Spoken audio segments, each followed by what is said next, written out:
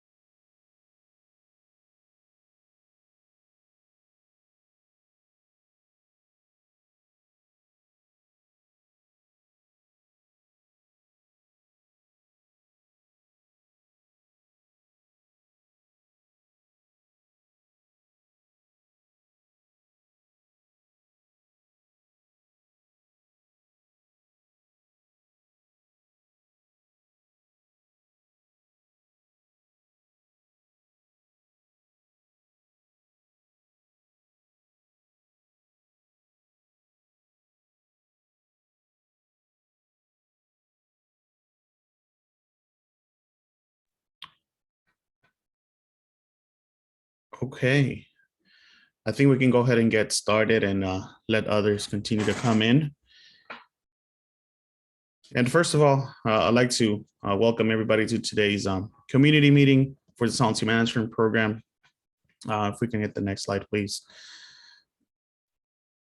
Just to mention or thank everyone again for making the time to meet with us today to talk a little bit more about the draft long-range plan. Greg, if we can hit the next slide, please. Thank you. So just before we start, I'd like to quickly go over some instructions on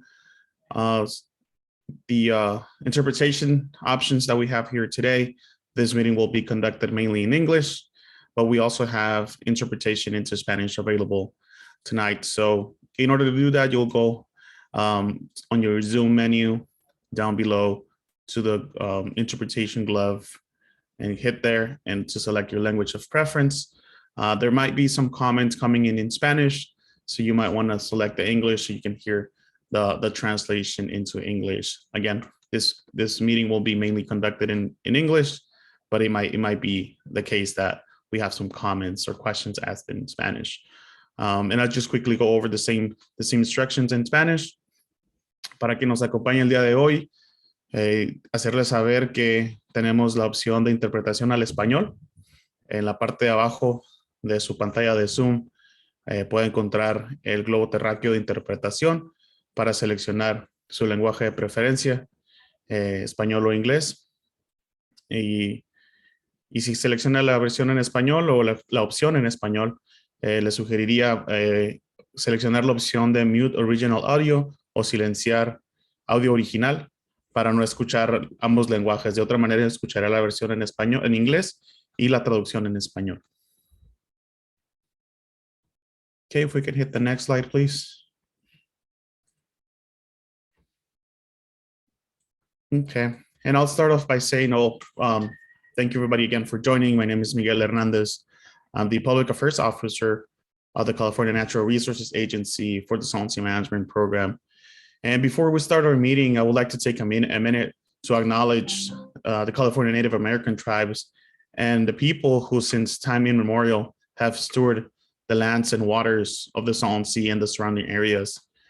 These lands and waters are the ancestral lands and waters of many California Native American tribes and contain significant cultural and ecological value and importance. It is a priority of ours to consult with the California Native American tribes, not just on the long-range plan, not just the solvency management efforts, but overall agency-wide to ensure tribal priorities are heard and incorporated into our programs. And before we kick off our meeting for the long-range plan, I'd like to take a minute to invite my colleagues, Noaki Schwartz and Moises Moreno Rivera, to have they have a special announcement for you. So welcome Moi, welcome Noaki if you've joined. Hola, buenas tardes a todos. Good afternoon, everyone. My name is Moises Moreno Rivera, and I currently humbly serve the Resources Agency as Assistant Secretary for Equity and Environmental Justice. I'm very excited to share with you today. I'm not sure if my colleague Nawaki is here, but I'm sharing that our agency has deputized the Equity and Environmental Justice role, and the person to serve as the deputy, the first person to serve as the deputy for equity and environmental justice at our agency is Nawaki Schwartz, who is currently the director of environmental justice, the deputy director of environmental justice, communications and tribal affairs at the California Coastal Commission. As for myself, these past 2 years, I've had the pleasure of working with this team. I will be heading to the California Environmental Protection Agency to be their deputy secretary for tribal affairs, environmental justice, and border relations. Really looking for this opportunity to continue working on environmental justice issues in the Salton Sea region, working closely with my colleague Nawaki and the team here, and seeing what broader synergies we could really expand upon to bring about meaningful change. So I'm just thankful for the opportunity of being here today, thankful to the team here, and I'm just excited to just continue this work. And if folks have any questions at this time, happy to answer. I do have to hop off within the next 15 minutes or so. But again, thank you for this opportunity. Perfect. Thank you, Moises. And I just want to check if our colleague Nawaki might be in the audience or perhaps on the attendees side.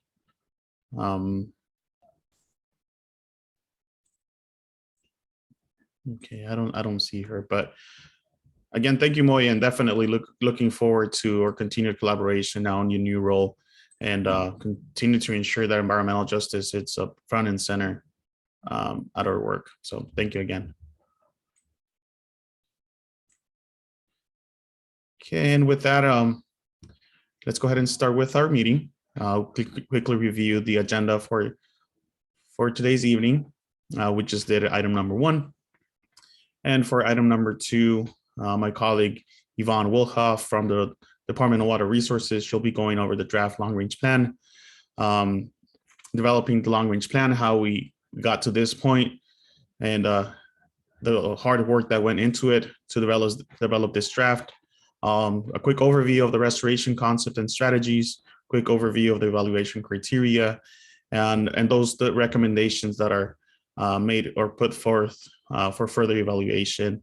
Then at the end of Yvonne's section, we'll have a quick 15-minute Q&A period, and we ask that we keep the questions to the topic at hand, which is the draft long-range plan. Public comments on the draft long-range plan will be taken towards the very end of our meeting. So if you have any questions regarding the process, if you have any questions regarding specific concept or specific criteria, or something that you would like to know regarding the development of the long-range plan, this will be the perfect time to do so. And then right after that presentation, we'll continue with our colleague Irene from Better Work Group. She will be speaking a little bit and sharing about the work on community amenities. And then we'll transition to what's next for the long-range plan, how the feasibility study from the Army Corps of Engineers and Salton Sea Authority and the state's collaboration is going to play a role in the near future for the Salton Sea. And then again, at the end of our meeting, we'll have a public comment period. We've set aside about 45 minutes for this public comment. So we'll take your comments then. And thank you for being here today. And at this point, if we can hit the next slide, I would like to invite my colleague Yvonne Wilhoff to kick us off with the presentation on the draft long-range plan. Miguel, can you hear me okay? I can hear you just fine. Great, thanks. Good evening, everyone. My name is Yvonne Wilhoff, and I work at the California Department of Water Resources, and I'm part of the state Salton Sea Management Program team. I'm here tonight filling in for our colleague, James Newcomb. Unfortunately, he couldn't make it tonight due to an unforeseen event. So I'll do my best to convey the information in the presentation, as well as answer any questions. And if I'm unable to answer a question, Your question will be recorded and a member of our team will follow up with you. Next slide, please. So the topic at hand, the development of the draft long-range plan. The Solvency Management Program prepared this draft plan to comply with the state water board order. We developed this plan with support from tribal leadership, community-based organizations, and local, state, and federal agencies. The draft plan identifies concepts for the long-term restoration of the sea beyond the scope of the Solvency Management Program's Phase 1 10-year plan. That's the work that's currently underway around the sea. Next slide, please. The draft long-range plan establishes a framework for evaluating restoration concepts with lots of input from the long-range plan committee and the public. It provides relative benefits and risks associated with a range of restoration concepts. It documents key uncertainties identified by the long-range plan committee and the science committee. And it conceptualizes new restoration ideas and strategies brought forth from the public and the long-range plan committee. And importantly, it informs a subsequent public scoping process that we'll talk about later on tonight. Next slide, please. To quickly review our timeline and key milestones, we've been working on this draft plan, I would say approximately a year and a half. Back in 2021, we began by convening a long-range plan committee. That committee met for the first time in December of 2021. Since then, it's met at approximately a frequency of every other month, and each of these meetings were made available to the public with a public comment period at the end. In addition to the committee meetings, we held 3 long-range plan community workshops in 2022 in the months of March, June, and September. In addition, we've been engaged in government-to-government consultation with tribal governments, as well as joint informational meetings with tribes, and that work is ongoing. Collectively, all of the meetings and the feedback we've received has shaped the development of the public draft long-range plan, and it was released at the end of last year on December 15th, 2022. Now with the release of the plan, we opened the public comment period.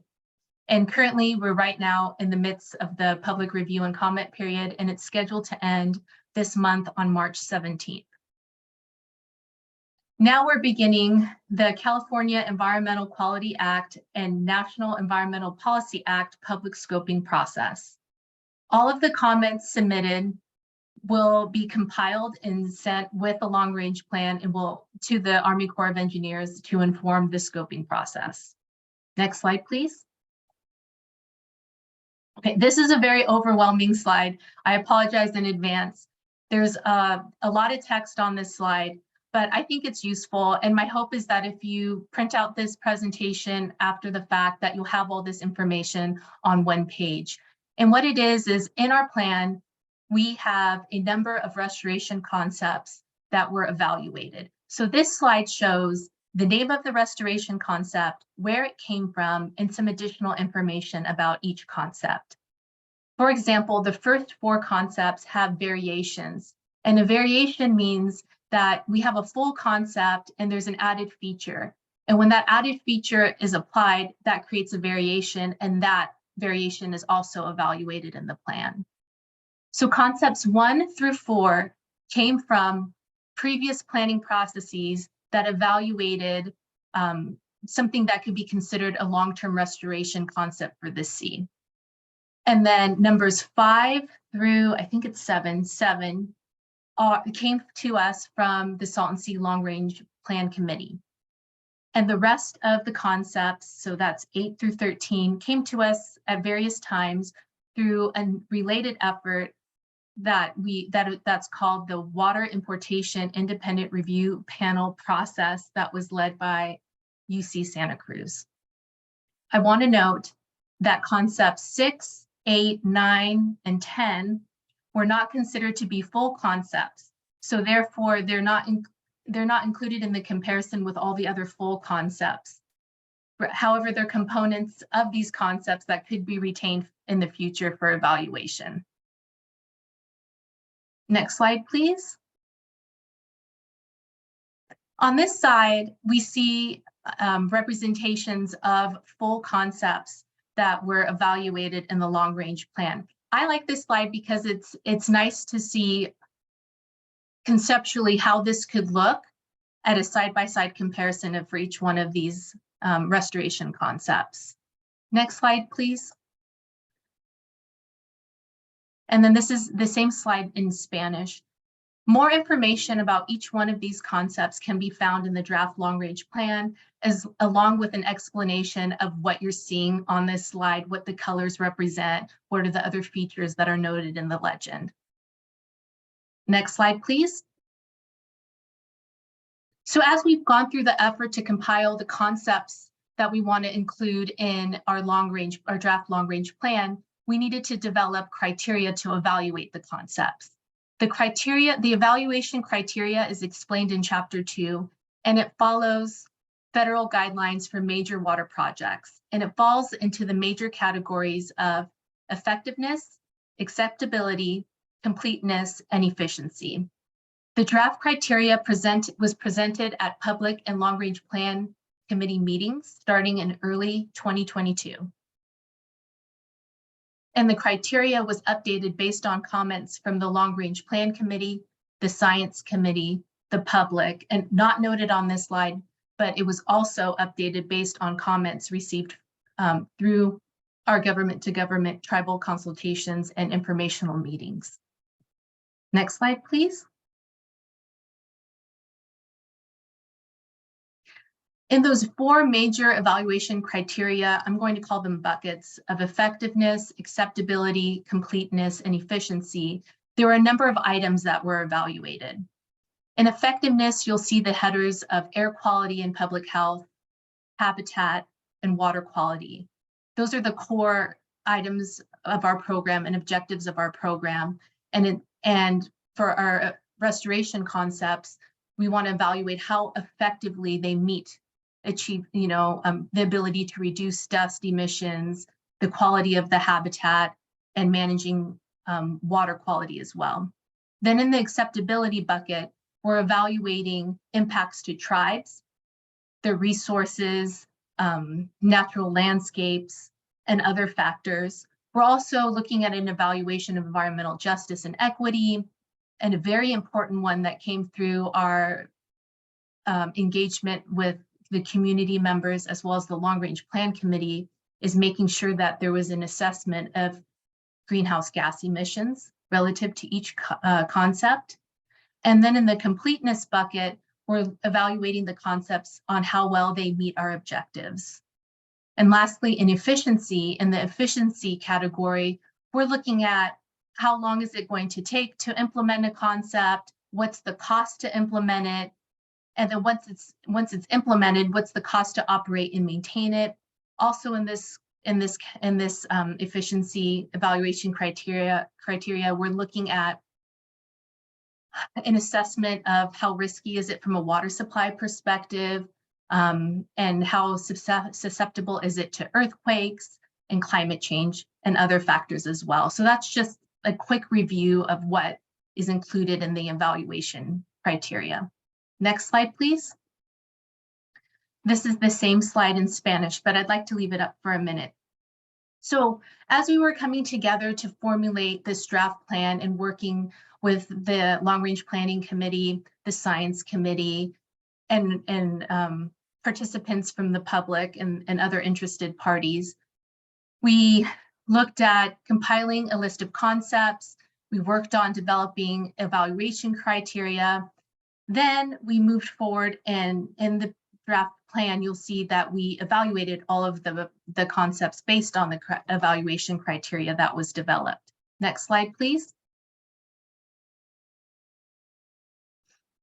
Then towards the end of the plan, you get to Chapter 8, and Chapter 8 is where we list our concepts recommended for further evaluation. They're listed on this slide, and more information about each of these can be found in the draft long-range plan. Next slide, please.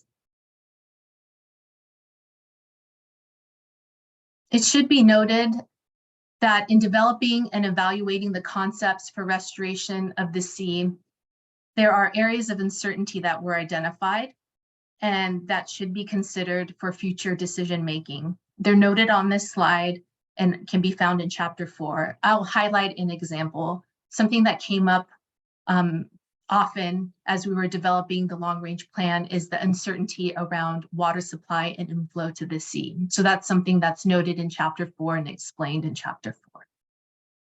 Next slide, please. Okay, so what happens next?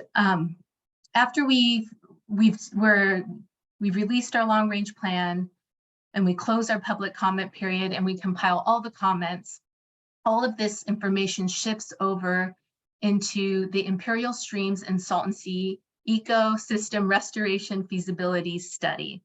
And we're going to talk about that more later this evening. Next slide, please.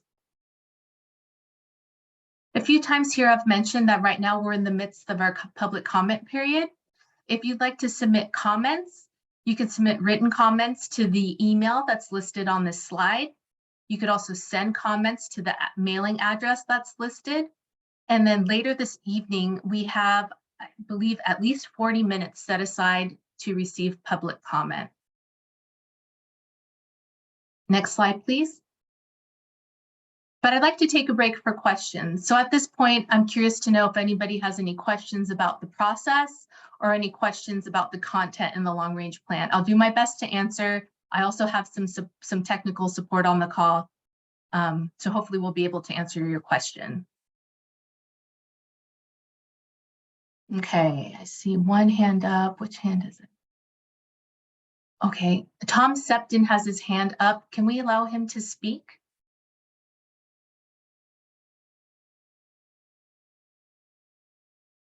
Oops, I don't want to chat. Oh, I can hear you, Tom. Right. This is labeled as a draft final or a draft long-range plan. I'm wondering if there will be a final long-range plan submitted by the state to the Army Corps of Engineers, or will this simply be submitted to the Army Corps of Engineers as a draft? And I think you said that public comments would be attached in whatever form it's submitted. So is it going to be modified and go in as a final, or is it just going to be submitted as a draft to the Army Corps for their NEPA analysis? Hi, Tom. Unfortunately, I don't know. I actually asked this question right before James had to go out, and I didn't receive a response before he left. So I'll have to get back to you on that one. All I do know is that we are going to convey at a minimum what was in the draft that was released on December 15th, along with all of the comments to the Army Corps of Engineers. The part that I need to follow up on is if there will be any modifications to that draft prior to conveying it to the Corps. Will any state staff or consultants be reading any of the public comments, or will they simply be forwarded as is to the Army Corps? Well, we will not modify any of the comments, but we will definitely read them. We read all the comments that we receive.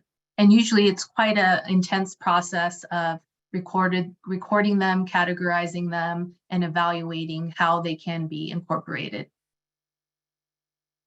If and how, I should say, because sometimes, depending on the comment, it may not be.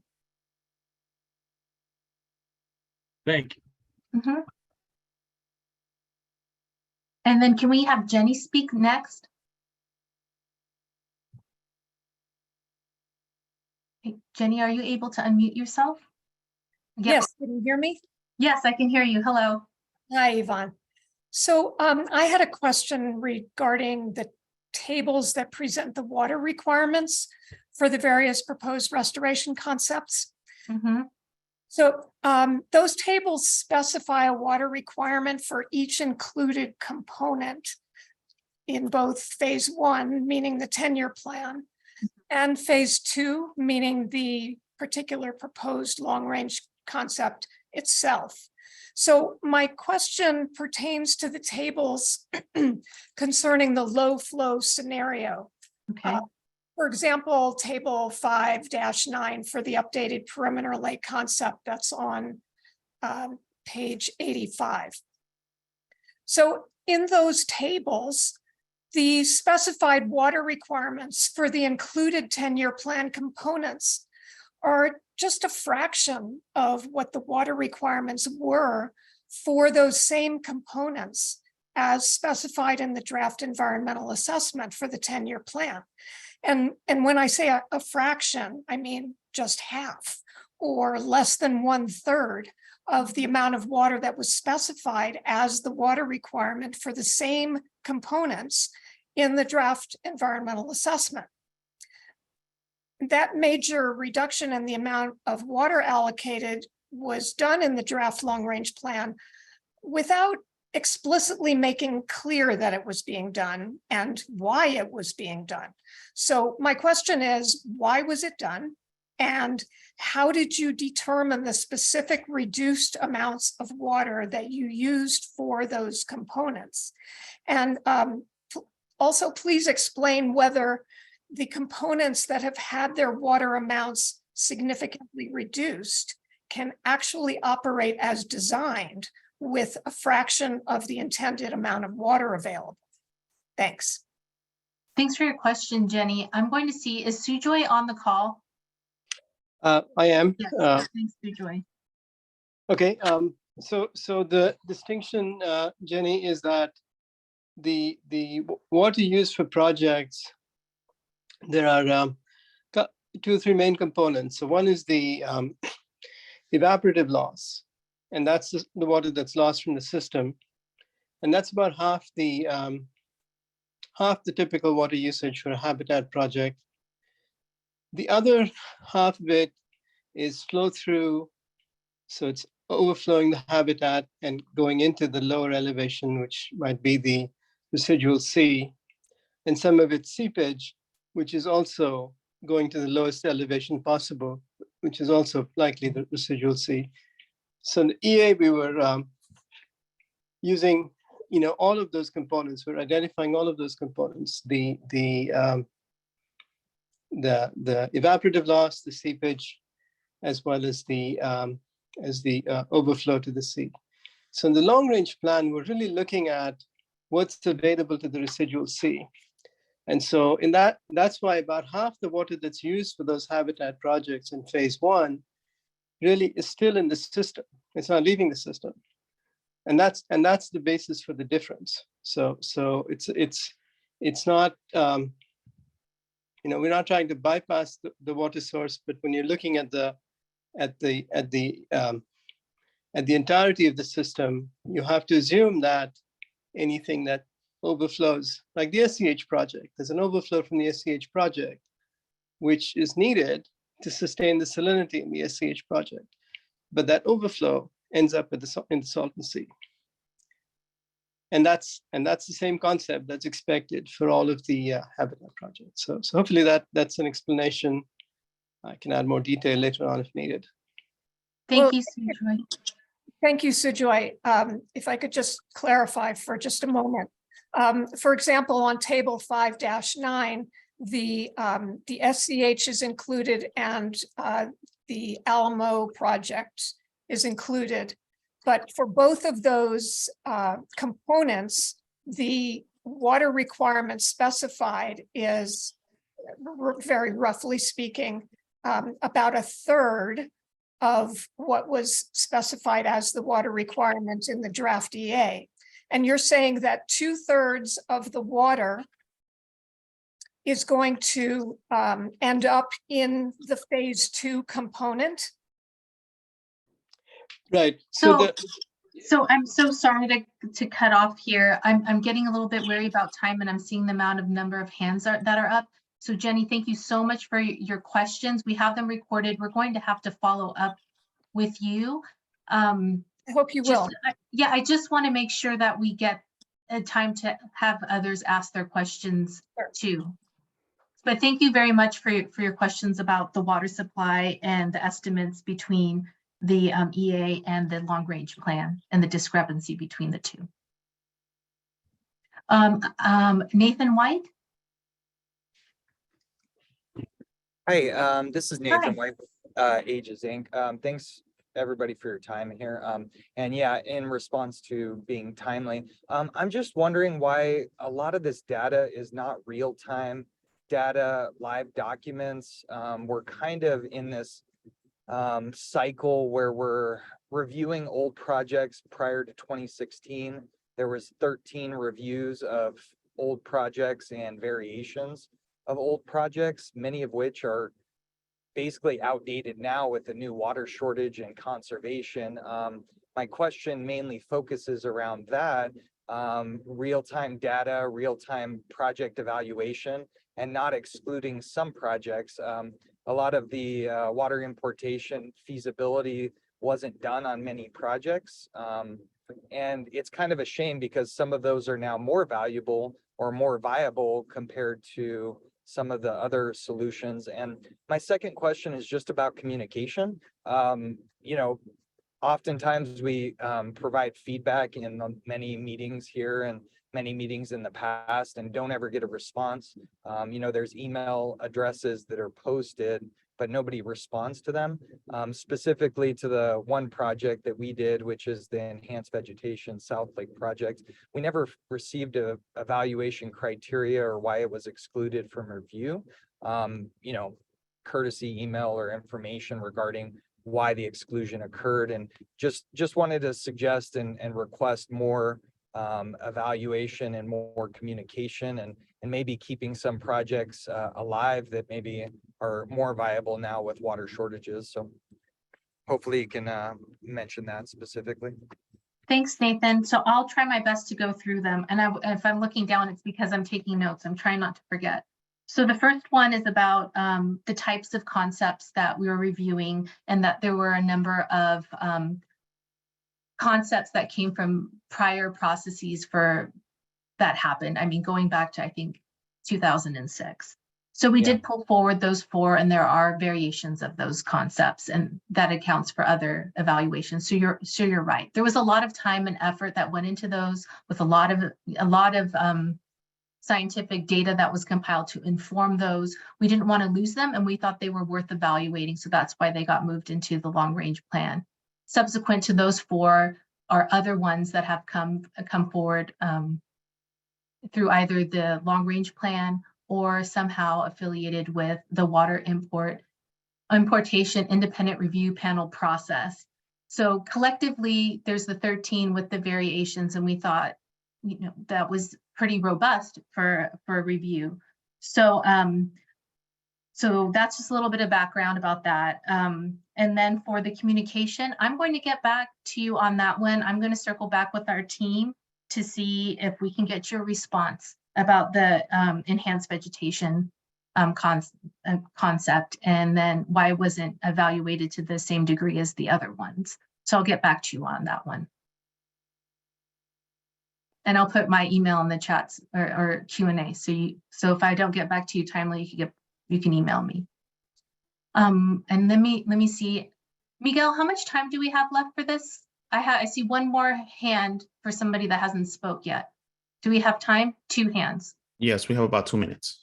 Okay, we're gonna go to Carrie and Ramiro, and then we'll move on. Carrie?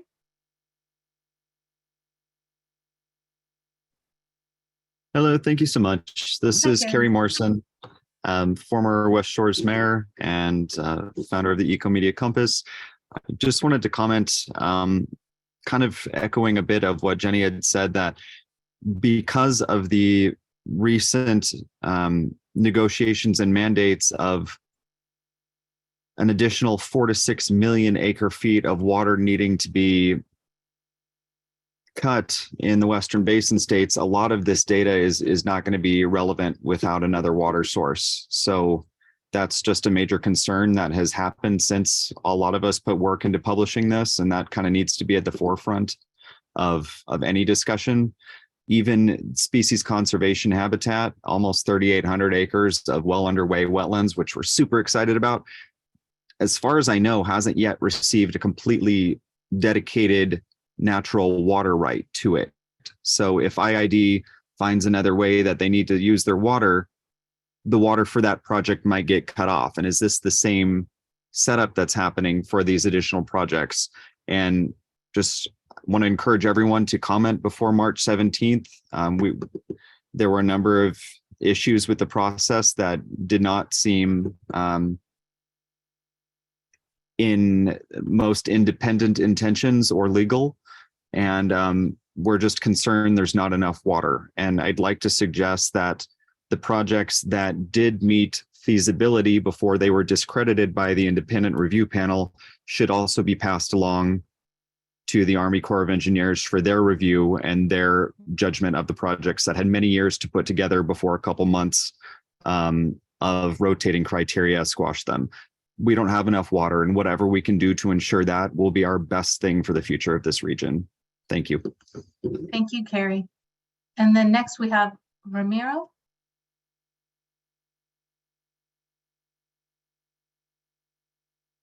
Can we unmute? There we go. Yeah. Perfect. Hi, Hello. my name's Ramiro. I came here to the North Shore area by the Salton Sea, so I'm new to kind of the area, but I've been really interested in how to get involved. I've seen a pamphlet at the community center, and I just wanted to pretty much ask. I know you guys are talking about all the technical and you know hard stuff, but I just I'm looking at the Salton Sea, and I'm looking at how I can get a lot of the community here involved. There's a lot of people that want to be involved, but they don't know how. Most of them work in the agriculture surrounding the Salton Sea, and they're just got question marks on their head about how to where's a project at. Some of them they mostly speak Spanish, and I don't think that's an exemption. But as an advocate, I just kind of want to just first of all update them on where we're at. And it's really exciting that there's something going on in the makes, in the works, and so then from there, that's the next step would be how can we aid? Can we even help? Is this something that's just is it a circle that we just sit back and just kind of keep updated on what's the status of it, or is there any type of way that we can get involved? Again, these are big numbers of people that are just got curious questions about how we're going about it, and there's literature and there's sources online, but like I said, I just kind of want to see if there's something I'm missing here. Well, Ramiro, I'm glad that you made it tonight, and thank you for asking this question. There are different organizations around the Salton Sea that have ways that you can get involved. It just depends on what aspect that is of interest to you. So if we can get your email address, we can connect you with those organizations. And then for our program, right now we have a series of meetings like tonight. Now we're trying to have more meetings in person. And then we are at a point where we are asking for feedback and input on the types of things that we're planning around the sea. Right now, we're talking about the long-range plan, which is looking to the future. We have a number of projects that are underway that are in the near term that fall within what we call the Salton Sea Management Program's Phase 1 10-year plan. And that 10-year plan has different types of projects that are either underway or being planned around the sea. And depending on its stage, we're looking for feedback. Well, actually, it doesn't really matter. We're always looking for feedback. So if I can get your contact information, we'll definitely circle back with you. And with that, Miguel, I think we should move on to Better World Group's presentation on community amenities. And thanks everybody for your questions.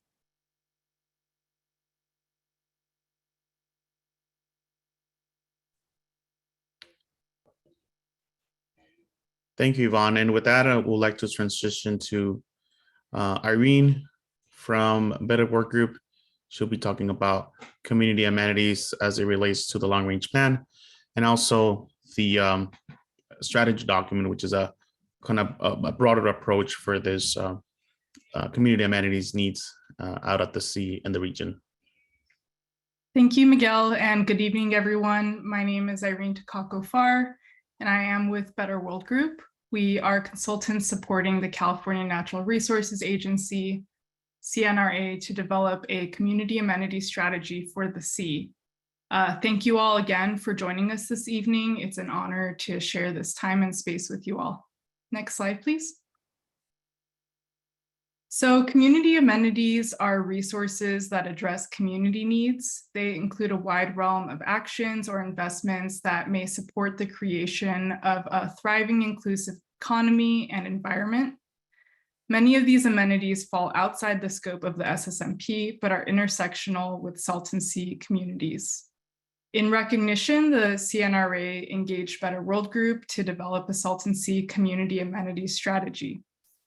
Community members and community-based organizations at the Sea have long advocated for multi-benefit infrastructure projects to address a range of community health, environmental, and economic needs.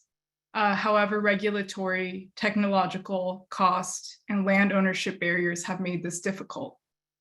This strategy document will address the broader range of community infrastructure needs as identified by community residents and leaders like yourself. The needs identified to date include actions to support tribal priorities and ongoing efforts, recreation and equitable outdoor access, public health, workforce and economic development, transportation, climate resilience, and broadband access.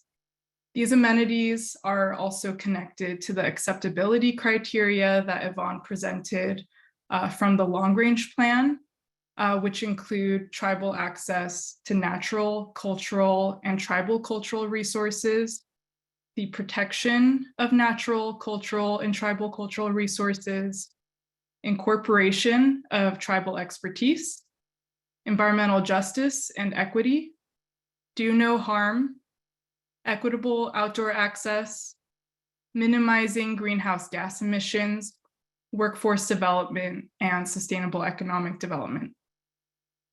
Although most of the concepts identified in the long-range plan are too early in design to be fully analyzed using these acceptability criteria, our understanding is that these will continue to be considered as metrics in the next stage of environmental review and alternative development. Next slide, please.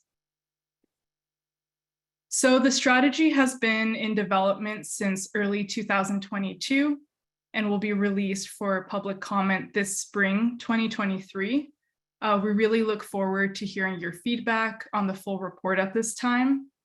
And here on this slide is an overview of the outreach completed to date.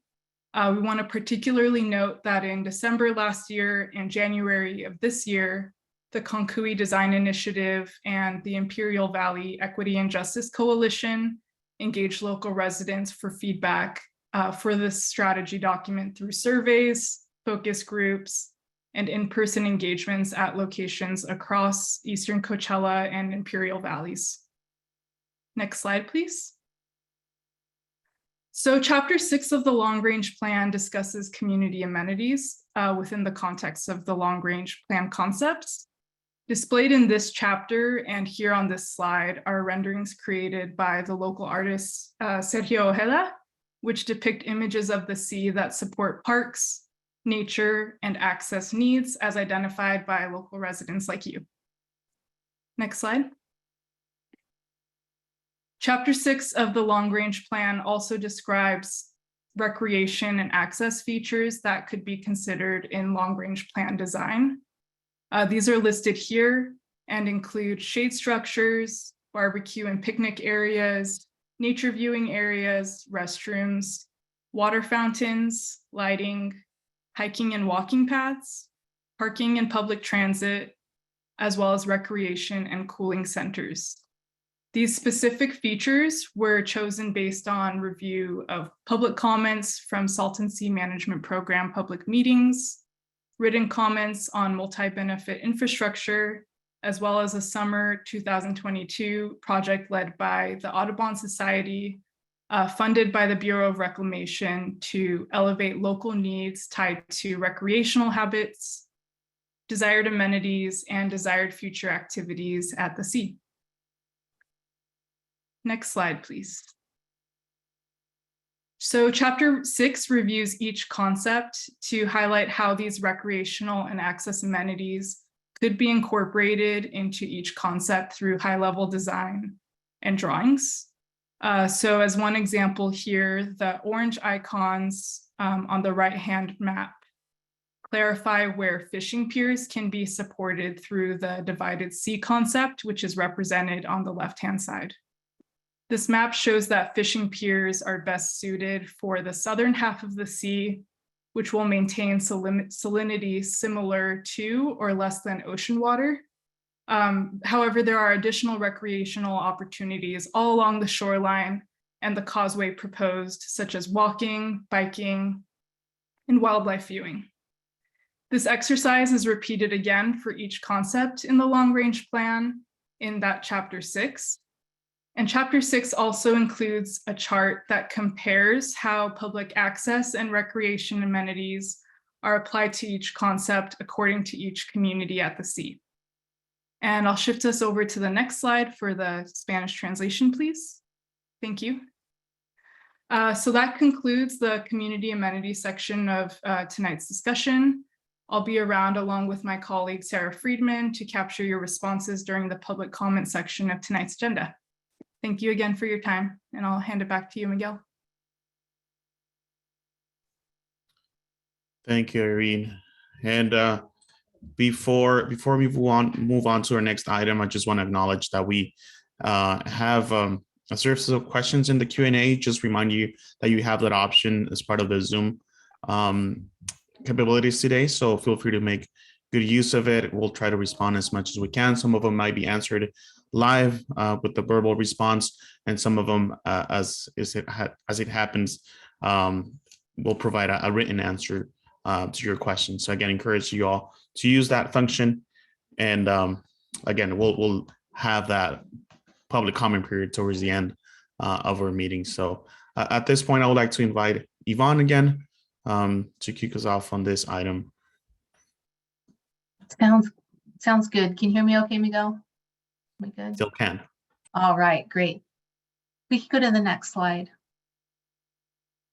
So you're seeing this slide for a second time, where we touched on this earlier in my portion of the presentation, is what's next for the long range plan. Can we go to the next slide, please? On December 16th, 2022, the Salton Sea Management Program, the U.S. Army Corps of Engineers, Los Angeles District, and the Salton Sea Authority signed an agreement launching the Imperial Streams and Salton Sea Ecosystem Restoration Feasibility Study. This study is aimed at identifying projects and actions for the long-term restoration of the Salton Sea and built off of the Salton Sea Management Program's long-range plan document. This cost share agreement brings together a diverse set of skills and expertise from all three agencies and creates a framework for working collaboratively. And at this point, I'd like to hand it over to Patrick O'Dowd, the Executive Director and General Manager, I believe that, correct me if I misstated your title, Patrick, That's at good. the Salton Sea Authority, to share some remarks about this agreement and the work ahead. Thanks, Yvonne. I think that your brief overview is quite adequate, but I did want to start off by thanking you personally for jumping in at the last minute here. You've done an excellent job moving this along, and it just demonstrates your knowledge and experience in dealing with these things. In fact, I want to thank the entire state team for getting us to this point. This has been like tuning up a car going down the road to get us to this point with everything that's been thrown at them. But the resources that the state has brought to bear on addressing this problem so that we can produce this document with all of the abundant information that it will provide moving forward is extremely valuable. I also want to thank the scores of people who have joined us here this evening. Most of you have been along on this ride since the very beginning and know that as frustrating as it can be sometimes, I hope you sense that we're moving in the right direction and we're making good progress.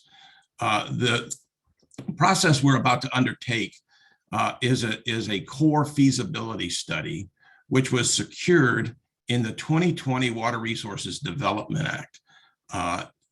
Just a few of those are issued nationwide, and it's a study of a project done by the Corps of Engineers in partnership with a local sponsor. In this particular instance, the local sponsor will be jointly the state and the Salton Sea Authority representing local interest. And we look forward collectively in working together with all of the local stakeholders to make sure that all of the input that has been received so far is amplified and refined so that the end product that we end up with reflects the needs of the communities throughout the region. I want to give special thanks to Congressman Ruiz and Vargas and Senators Feinstein and Padilla, who deserve enormous props for their efforts in getting this feasibility study authorized and funded. Only a few of these are issued nationwide every year, and we're privileged to have one. That concludes my remarks. And thank you all again for joining us this evening. Thank you, Patrick. Sure.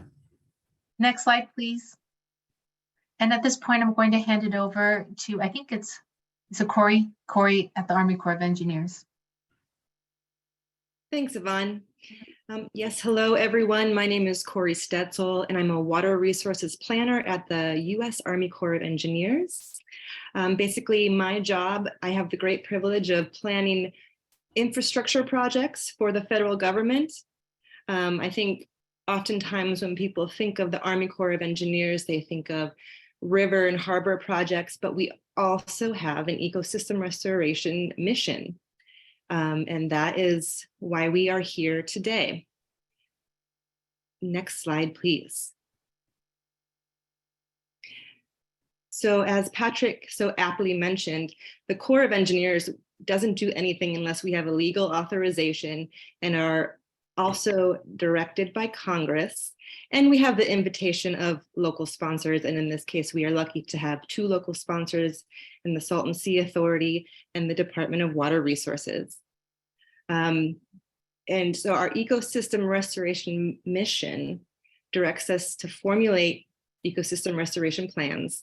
And our specific federal objective is to restore degraded ecosystem structure, function, and dynamic processes to a less degraded and more natural condition. And I understand that this primary objective is slightly different than the objectives cited in the long-range plan, but I think these 2 studies are highly compatible. Although we have a primary ecosystem restoration objective, we are also allowed to investigate recreation opportunities, economic development opportunities, other social effects, including public health, and environmental justice impacts. And we're thankful for all the work that's been done by the long range plan and the Salton Sea Management Program. And we are going to take all of that information into our study process. We might have to repackage it a little bit so it fits within our policy and in our process, but we will take in all of the good work everyone's already accomplished to date. And one of the things that makes an Army Corps study different is that we will apply the Army Corps of Engineers 6-step planning process. This planning process gets applied to any study across the nation, whether it's a river project, a harbor project, or an ecosystem restoration study. So we will be applying this time-tested 6-step planning process. And a feasibility study is really the first step in developing a federal infrastructure project or a federal ecosystem restoration project. At the end of this study, we will have a chief's report, which will be submitted to Congress for consideration of federal funding. And if Congress agrees to authorize and fund our recommended plan, the federal government will foot the bill for 65% of the cost of that plan. Next slide, please. Oh, yes. The Spanish translation. We will have to get used to doing this from the Army Corps perspective.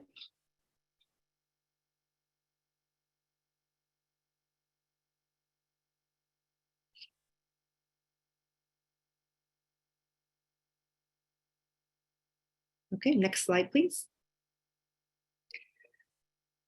And so this blue graphic you see here is a representation of our typical feasibility study process. We do have a mandate to try to complete all of our studies within 3 years. And we're at the very beginning right now. We're still in the study scoping phase. We're still gathering information, trying to absorb all the good work you guys have already done. And so we're not totally sure yet if we will achieve the 3-year goal, but we will make an attempt, certainly. The first decision milestone in our Army Corps process is called the alternatives milestone.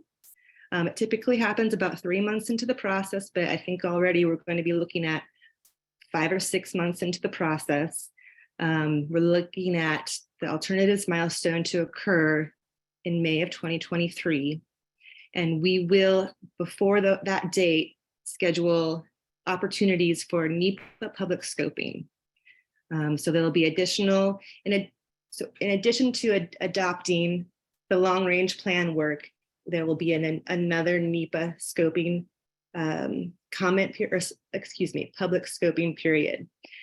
So you can provide additional input at that time, and we will let you know when we have scheduled that.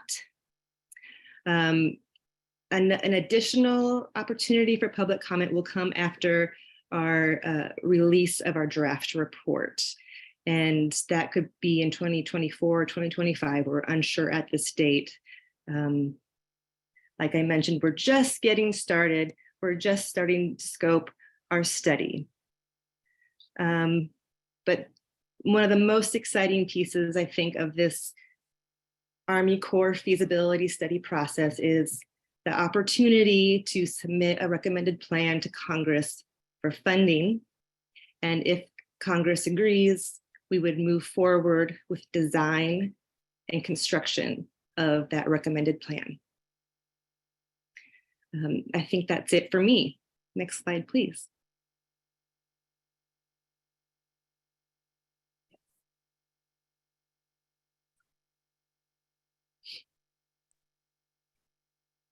Okay, well, thank you, Corey.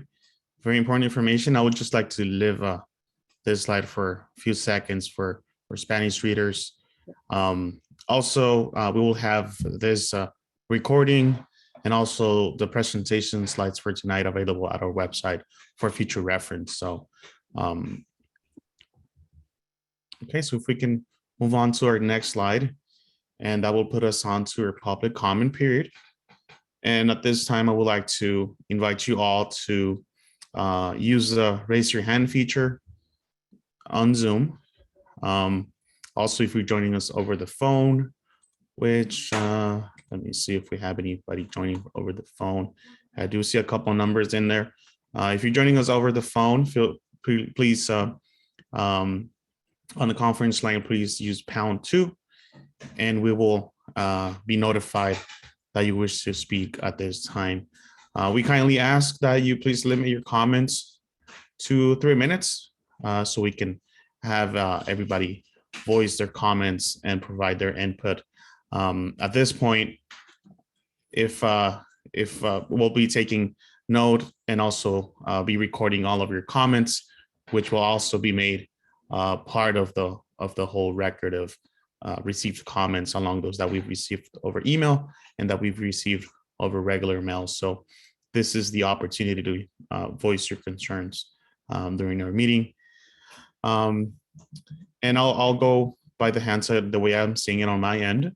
And the first person I see with the raised hand is Kerry Morrison. If we can allow him to unmute. Hey there, thanks so much, Miguel. So I have 2 questions that may or may not be easy to answer, not critiques, but questions. The first is, since there is a lot of excitement around the potential of significant federal funding and the support of the Army Corps of Engineers, does that mean that the state is not going to be starting to build any of these long-range things within the next 3 years?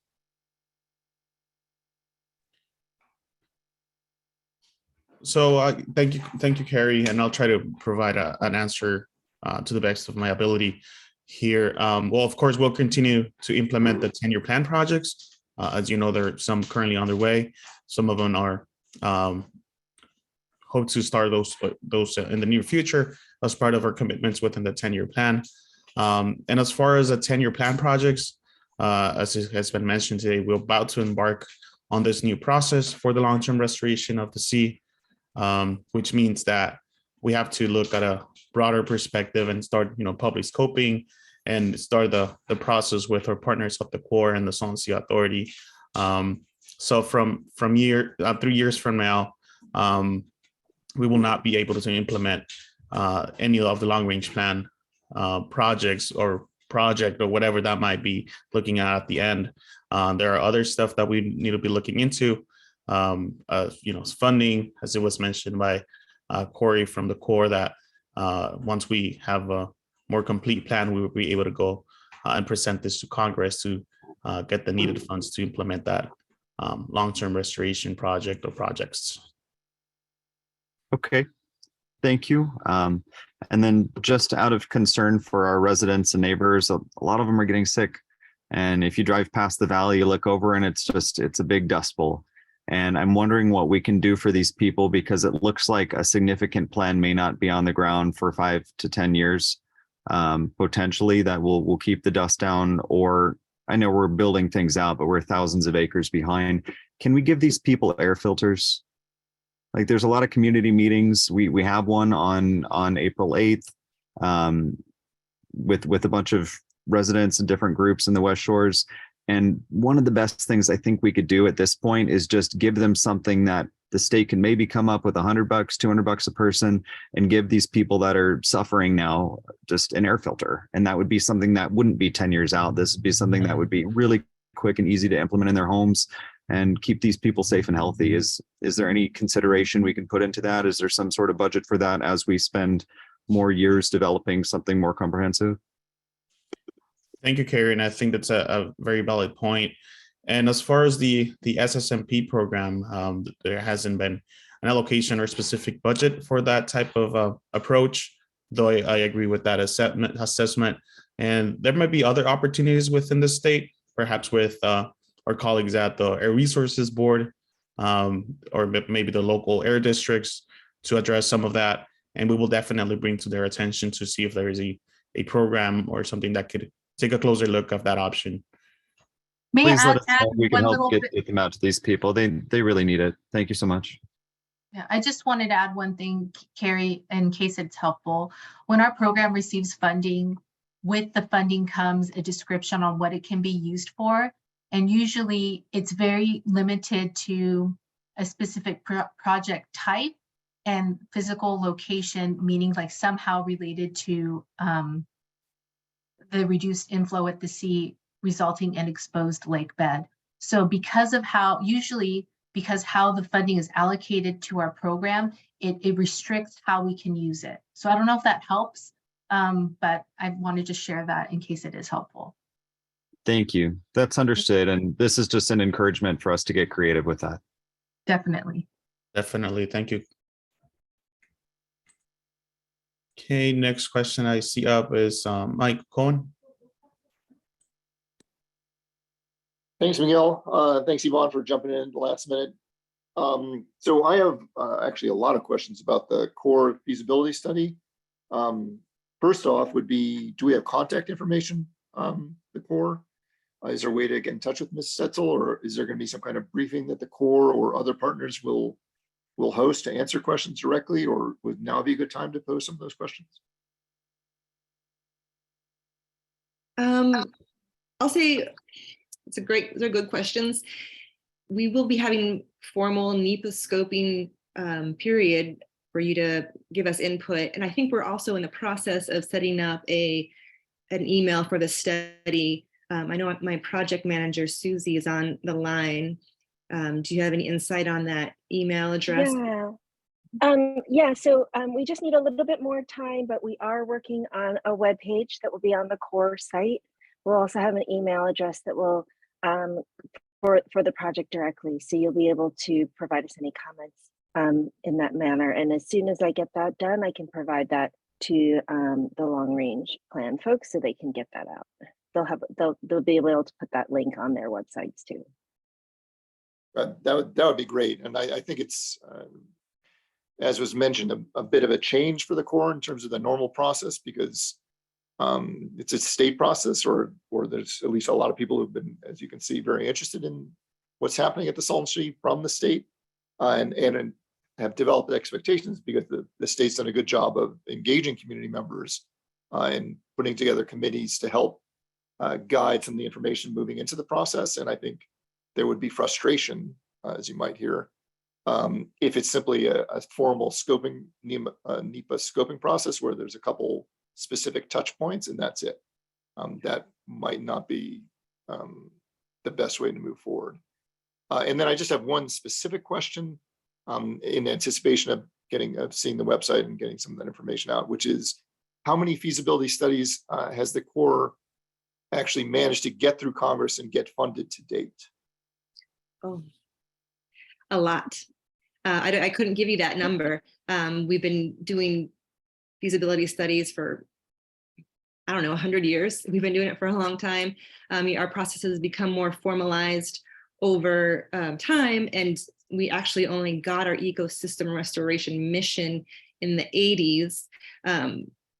So it's only been 30 to 40 years since we've been doing ecosystem restoration studies specifically, but this happens frequently, I would say. So I guess that's excellent news, very encouraging.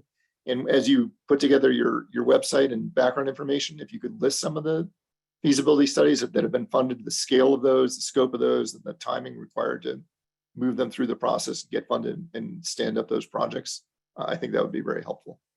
Thanks. Thank you. Great idea. I like it. Thank you, Mike. If we can please allow Mr. Tom Septon to unmute. Thanks for the unmute, and thank you everyone with CNRA and consultants for putting this on tonight. We have a situation on the Colorado River that has really come to a head at the end of this long-range planning process, and unfortunately was not able to really get into some of the evaluations. But we have a call by the Bureau of Reclamation for reductions of Colorado River use of several million acre feet, anywhere from 2 million to 6 million acre feet per year, reductions in use of the Colorado River in order to keep the system sustainable. And it's without question that IID's 3 million acre feet allocation is going to be asked to be a significant part of those cuts. And that will dramatically impact the Salton Sea. And it will be undoubtedly much more than just the 4-year, quarter million acre feet per year reduction that's currently on the table. It's going to go over a longer time and have dramatic impacts on the Salton Sea. We had a situation where water import proposals were supposed to be evaluated by this review panel, where the contract was made with the UC Santa Cruz, and those concepts would be potentially the only concepts that would be able to offset the major loss of water that may well occur and is very likely to occur in this region. Unfortunately, those concepts went through a review process at UC Santa Cruz, where they were essentially the idea of bringing water in was put as a conflict of alternative that the Dr. Brent Haddad, who ran that process of evaluation, and his friends at the Kennedy Jenks consulting firm preferred an in-basin alternative, preferred to essentially pay farmers to fallow fields in the Imperial Valley and use that water as a supplement for the Salton Sea, and then have a desalination component in the Salton Sea. Unfortunately, the panel refused to give a feasibility analysis of any of the proposals that were submitted to this UC Santa Cruz review panel, and the proposals that they came up with, two of which do involve water import, and the one they prefer that does not. Their crafted proposals that they came up with were essentially the water import ones, were designed to fail in comparison with their preferred in-basin alternative that they wanted to put forward and have been publicly supporting in major newspaper articles since the release of their report. So my suggestion, and I think an important one, is that because of the challenge that we have about having enough water to sustain any of the projects that are proposed in the long-range plan, and even some of the 10-year plan projects, it would be appropriate to pass not the UC Santa Cruz designed to fail projects on for the U.S. Army Corps to evaluate, but rather proposals that they refused to evaluate that were actually serious and potentially feasible solutions to the long-range challenge of water supply to the region, and the long-range challenge of having enough water to have any viable restoration of the Salton Sea. And in line with that, I'd also like to point out that the three proposals that UC Santa Cruz panel put forward all have a substantial 100 million gallon per day, twice the level of the Carlsbad plant, which is the biggest in the US, desalination component at the Salton Sea proposed. And there is one other proposal, number 7, in the long-range plan that also proposes desalination. So there are 4 proposals, 3 from UC Santa Cruz and 1 from a local, that propose desalination at the Salton Sea. There is within the long-range plan, there is an appendix about desalination, and I'm wondering why that appendix has not been used to make an argument and apply to the 3 desalination proposals put forward by the UC Santa Cruz panel. That desalination appendix in the long-range plan is specifically targeted to argue against the proposal number 7, and it says nothing whatever specifically about the desalination in the 3 proposals from UC Santa Cruz. The first part of that appendix actually talks about the difficulty of doing reverse osmosis in a hypersaline Salton Sea, and the preferred proposal by the UC Santa Cruz panel proposes to do exactly that. And when I asked Dr. Haddad how they would accomplish that, he had no answer. He said that is for others to figure out. One, put forward the viable proposals from the 18 that were submitted to the UC Santa Cruz panel. And 2, I would like an answer to the question of why the desalination appendix does not address the 3 desalination concepts from UC Santa Cruz, but is specifically only attacks proposal 7. Thank you.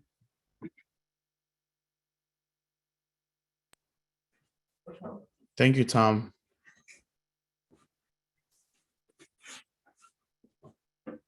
Yeah, I do still see a few hands up.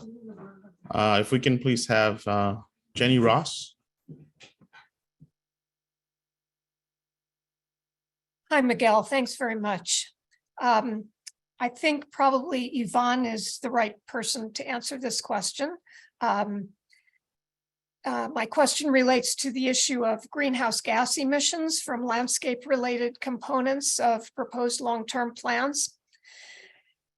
Yvonne, can you please explain why the SSMP did not obtain the assistance of scientists who are actually experts on the relevant subjects, experts in, for example, academia and the USGS, and possibly the EPA, for example.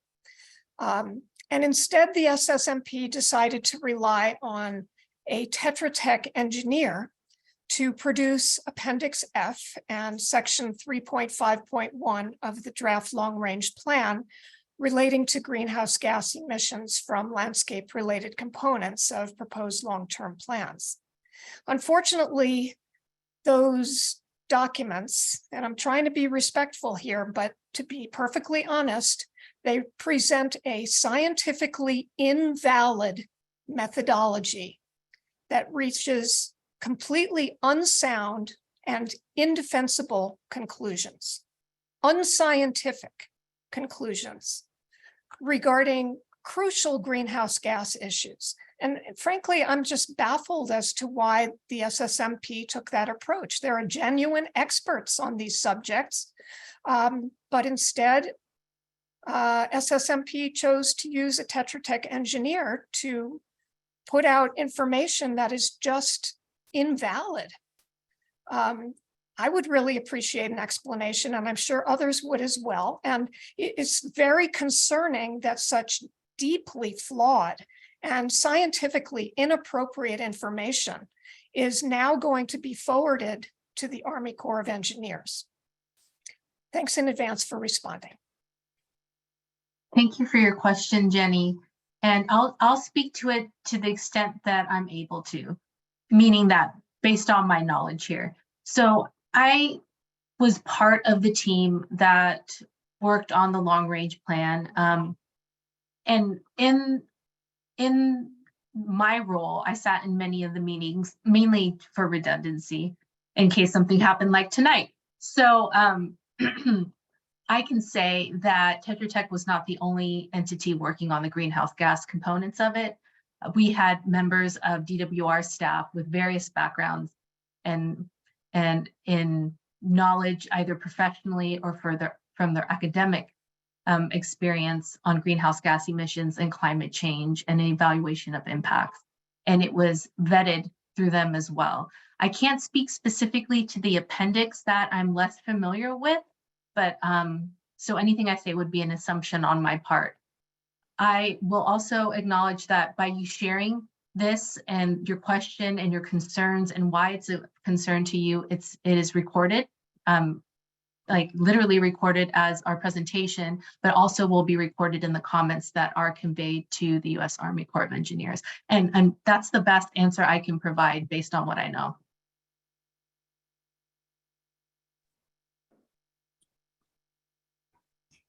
Thank you both, Jenny and Yvonne, for providing an answer there. If we can please have John Spear be able to unmute. Hello, thank you for taking my comment. I agree with Tom Sefton. I think that ocean water imports are both feasible and affordable and need to be seriously considered. I think we will need to rely on ocean water desalination more and more as water becomes less available. And I think that technology will be catching up to find better ways to do this. Without refilling the sea, I can't see how the long-range goals will ever be fulfilled. Thank you. Thank you, John. If we can please allow to unmute Stephanie C. Martin.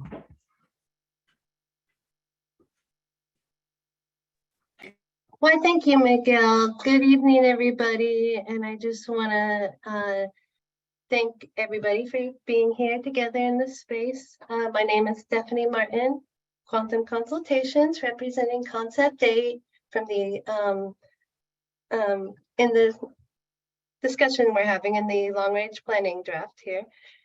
I named it Save the Coachella Valley Basin, by the way, and that's because it's the long-term goal here, with heavy reliance on community needs and also who will ultimately be responsible for the projects and concepts upkeep, long-term speaking. As a local, I enjoy this region, sleeping under the stars, the desert atmosphere just offers such beauty. And I just love it here. I know this area very well. And but I'm not trying to go off on a tangent here. I just also really want to quickly thank the sponsorship of the Army of Engineer Corps by the Salton Sea Authority and the DWR, and to the Army of Engineer Corps directly for lending their expertise and high level resource availability to this important ecosystem restoration study, which I think is so timely and important.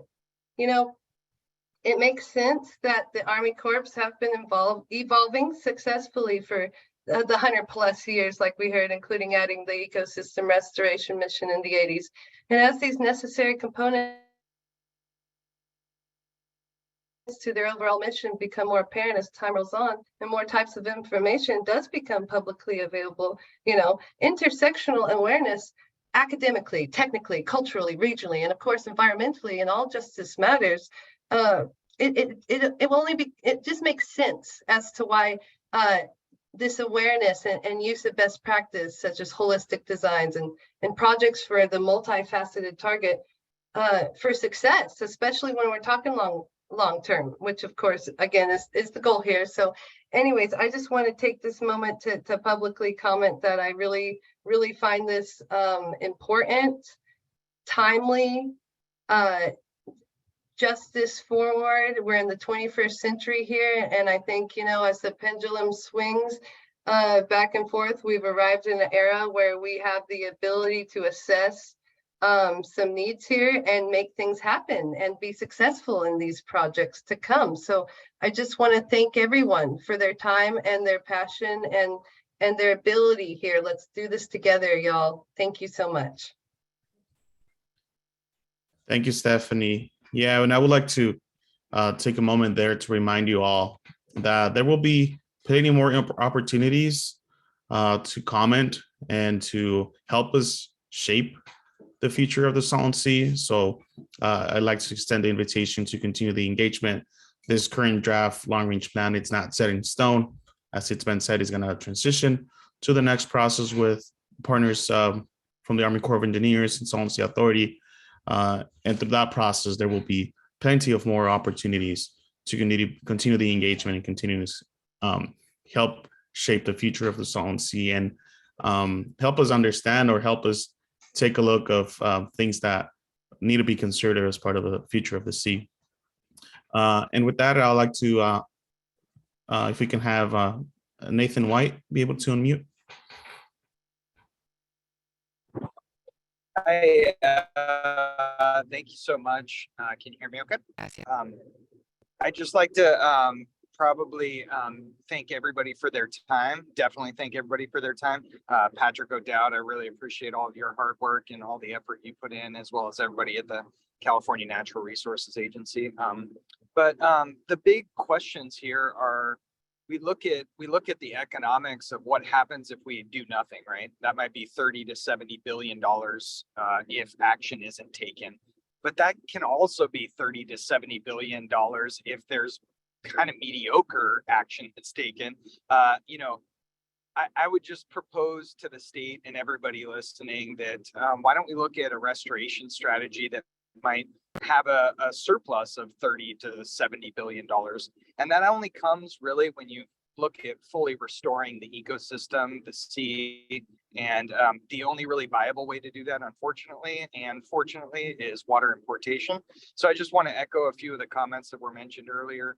I think it's really important what Tom and Carrie had mentioned, which is, you know, some of the projects were kind of adversely disqualified. And really there's some of them, mine included Tres Matas, which was the Three Lagunas, Three Seas project. There's only one comment from UC Santa Cruz, right? I work at the city of San Diego and I've done development in the city. You get 300 comments from one reviewer and you might have 8 reviewers, right?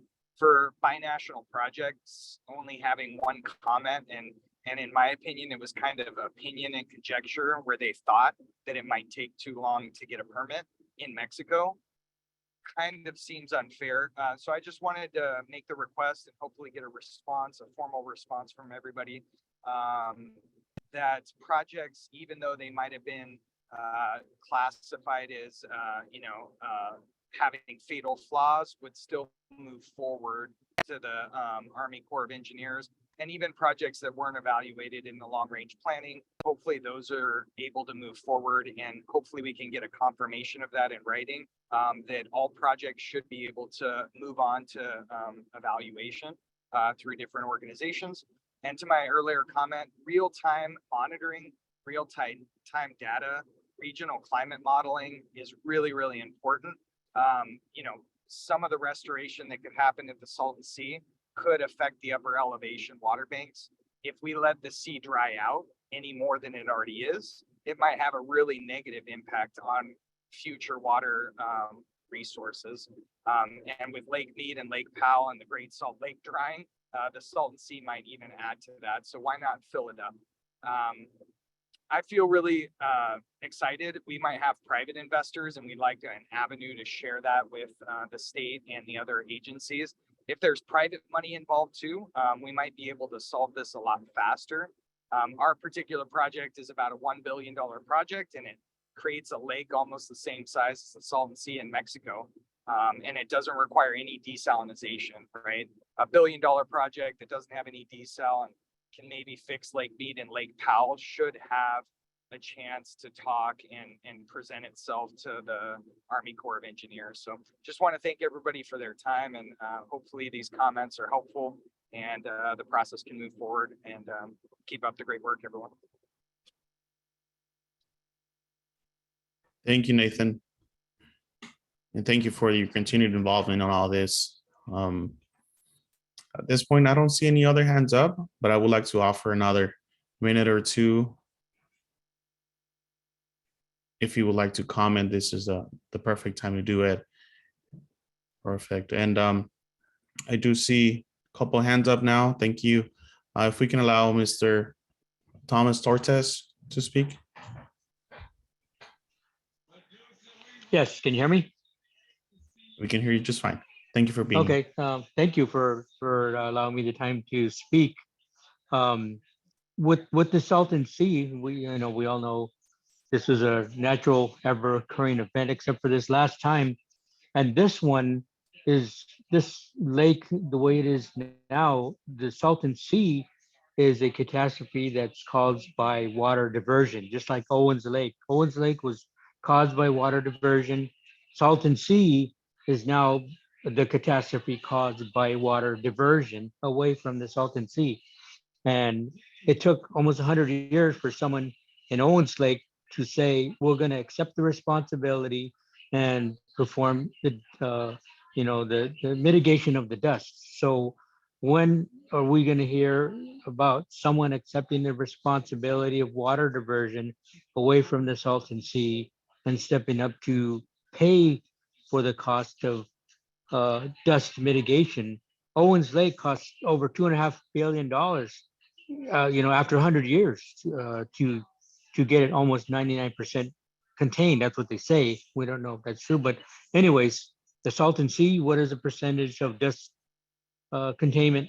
I would like to know what that number is, but if the cost is going to be comparable, then yeah, there should be some kind of water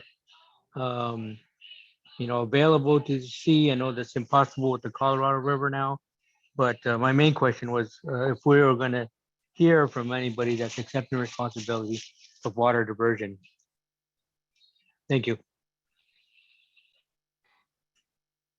Thank you, Mr. Tortes. I appreciate you being here, and I appreciate your questions and comments. And I think that the state, through its obligations to restore the Salton Sea, first on its phase 1 projects for the 30,000 acres across the Salton Sea, as you've all have seen or perhaps haven't seen, we're making good progress, acknowledging that we were behind on the acreage goals that we ourselves set to be covering the amount of playa around the sea, and also acknowledging that there's a need for further action on for the long-term restoration of the sea. So I think it's a work in progress, and it has been said before, this opportunity for the long-term restoration of the sea with the partnership with the Corps and the partnership with the Salton Sea Authority, I think perhaps personally paints a better picture for the future of the Salton Sea, and acknowledging the state obligations to restore acres out around the Salton Sea on exposed playa.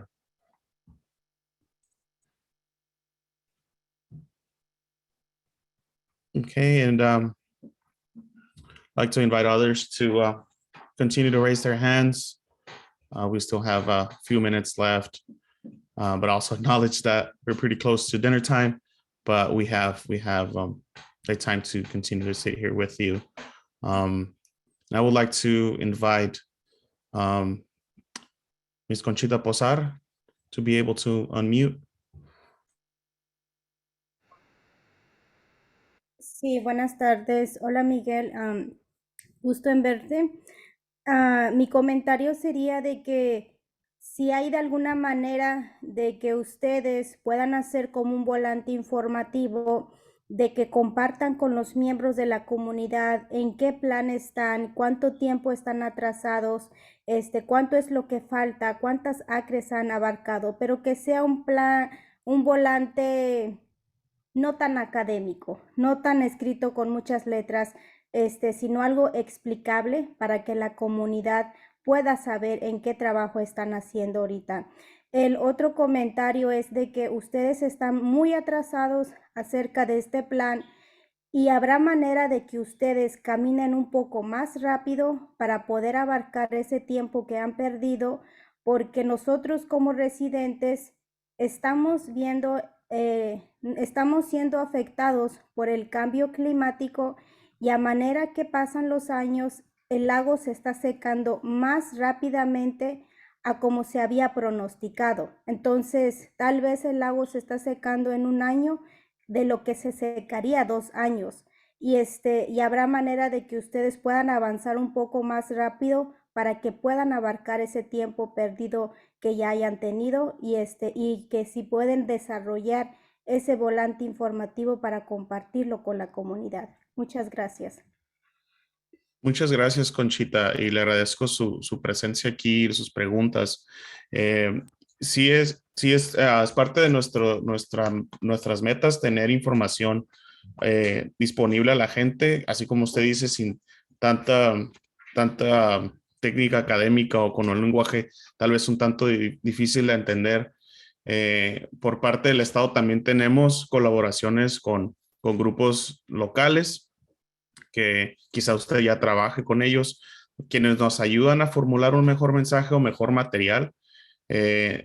A la fecha, estoy de acuerdo con su idea de tener un volante o una pieza informativa donde podamos decir explícitamente y claramente cuánto hemos cubierto en proyectos, que al momento vamos aproximadamente o estamos trabajando en aproximadamente 6,000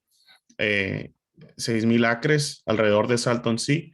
El proyecto más grande se localiza al sur de Salton Sea, donde se encuentra con el Río Nuevo, que son un poco más de 4,000 acres en esa área, y otros 1,700 alrededor, 3 sitios diferentes.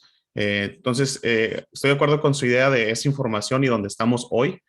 Sería muy importante llevar a la comunidad. Y respecto al trabajo en nuestros proyectos, ahorita la prioridad y lo que se está trabajando es en esos proyectos del plan a 10 años. Y muchas de las dificultades que tenemos o de los retos que tenemos es trabajar con los propietarios de las tierras alrededor de Salton Sea.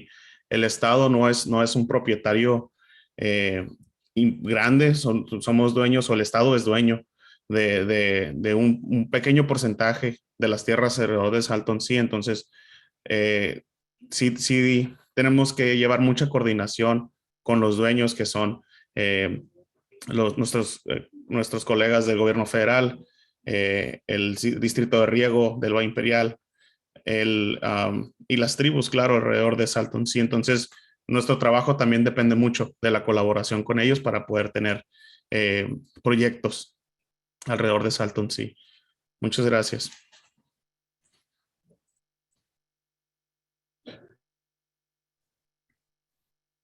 Okay, and is there any other hands from somebody that hasn't spoken just yet?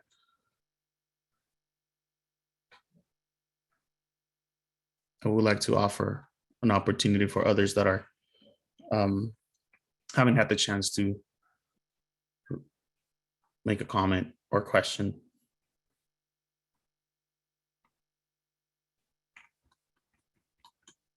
Okay, and I do see Ramiro Alvarez, if we can allow him to unmute.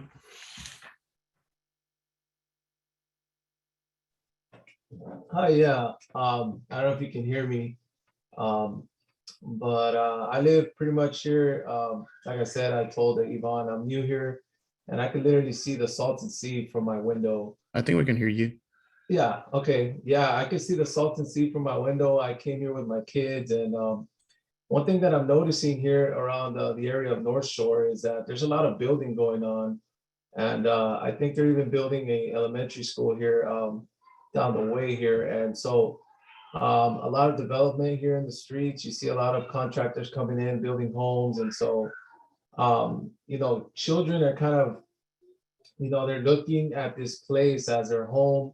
People are building more homes. And so I agree with, you know, urgency, you know, to get this development underway because people are building their lives here. I personally bought a home here. I'm not planning to go anywhere. And so, you know, we're depending on the agencies that are spearheading this to basically, you know, provide a safe environment. You know, one of my daughters being asthmatic, you know, it's I think somebody commented earlier that, you know, it's almost like a hazard here if it keeps drying, if the sea keeps drying. And so, yeah, this is one of those things that, you know, you pull through and it's going to revive. It's going to be like the revival of the 50s where you had people around Salton Sea, or it's going to be on the news as a tragedy. So I just I back everybody here who's giving all the positive feedback and who's, you know, rooting for the Salton Sea to come back. And at the same time, you know, like the locals here, you know, it's home. You know, it's a home, and it's not a forgotten place. It's not a forgotten, you know, city. And I think what you guys are doing is great. So, you know, you got my prayers, and I will keep you guys, you know, on my prayers. Great, thank you, Ramiro, and thank you for making the time to meet with us tonight. I highly encourage you to keep the engagement going, as Yvonne mentioned earlier, and perhaps she has already sent your information, and you have our contact information for the program. So we can definitely, if it's of interest to you and perhaps to others, we can help you connect with those community-based groups that are on the ground supporting not only on outreach and education, but also taking a step further with bringing community residents to be engaged throughout the processes, the multiple processes that we got going on for this program. So again, thank you for being here.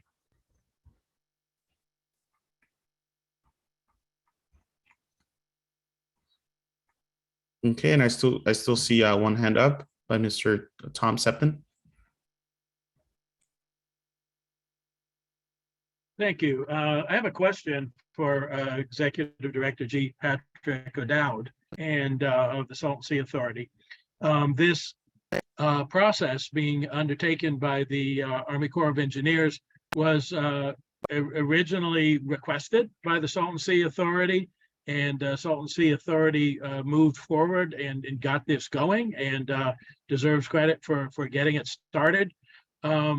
And originally it was intended to be a feasibility study of the Salton Sea Authority's preferred proposal, the Perimeter Lake, which is number 3 in the draft long range plan.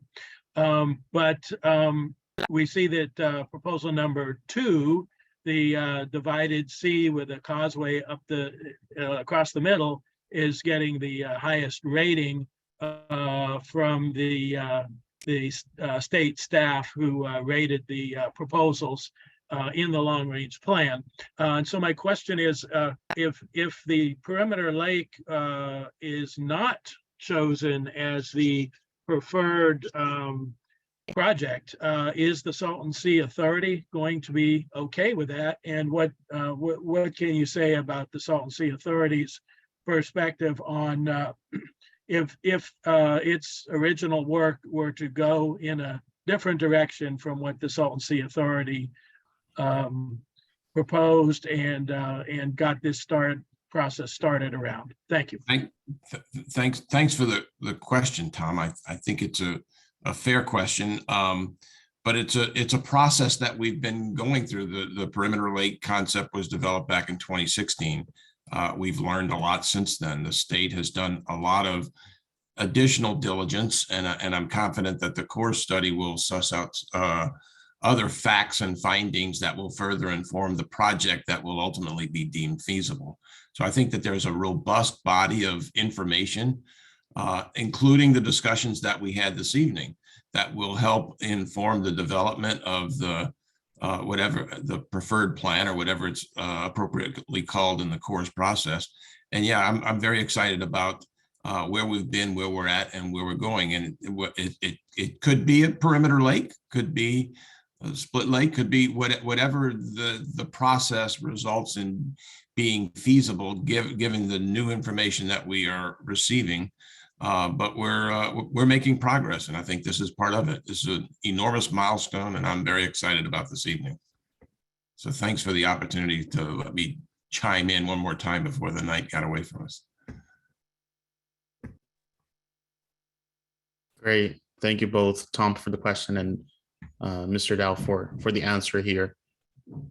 Okay, I don't see any more hands up, but again, want to offer another opportunity for folks to continue to raise their hands before we close our meeting.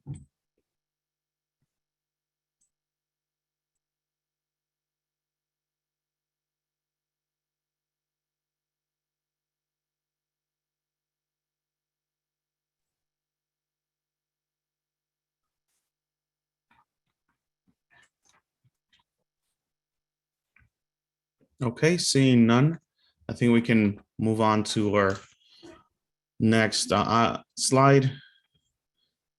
And before we close, I do have a couple of announcements to make. And actually part of this was already part of the Q&A, the questions that came through the QA box. So first, I want to, again, reiterate the future opportunities to continue the engagement, to continue to participate at future meetings and be engaged throughout the process for the feasibility study, be engaged on upcoming projects and progress at the sea through the 10-year plan projects, continue to help, offer that the agency or the Salton Sea Management Program team, it's here to support the efforts at the sea, and also open if you would like to contact us. You can do so by reaching out to the email address in your screen, cnra-saltonsea@resources.ca.gov. If you have any questions, or if you would like to take a deeper dive into the draft long-range plan or any other SSMP or Salton Sea Management Program related questions you might have, feel free to send them through that email. And also, again, just a couple announcements. First, I'd like to announce, and that some of you might already know, the annual report, the 2023 annual report, is soon to be released. It's expected to be released later this month. We don't have a solid date for that just yet. We're waiting on translation, and we want to get them both English and Spanish released at the same time for you to look at and see what the program was able to deliver during 2022, as well as for you to see or have a closer look into the work we all been doing here. And as part of that annual report, the Salton Sea Management Program would also be hosting a public meeting to go over that particular document. It's usually about 150 pages long. I know folks might not have the time to go over it, So we're planning on having a public workshop, public meeting to help digest that annual report. We're looking towards the end of April to have that meeting. So we don't have a solid date for that, but I think it's worth mentioning and kind of pencil down your calendars with this tentative dates for late March for the release of the annual report and late April for that meeting. So I invite you all to continue the engagement. And with that, again, reiterate and thank you all for taking the time this evening. We appreciate your questions, your comments, and of course, your continued engagement throughout this processes. Also remind folks that we do have our e-newsletter available. You can go to our website, solvency.ca.gov. There's an option there if you would like to receive email updates. We get them out at least once a month, informing about upcoming meetings, progress happening with our SSMP projects, and other relevant information and meetings that are occurring solvency related in the region. So with that, I'd like to close our meeting and thank you all for taking the time to meet with us tonight. Thanks again. And we'll leave the meeting open for just a minute or two to respond to the last few questions in the Q&A.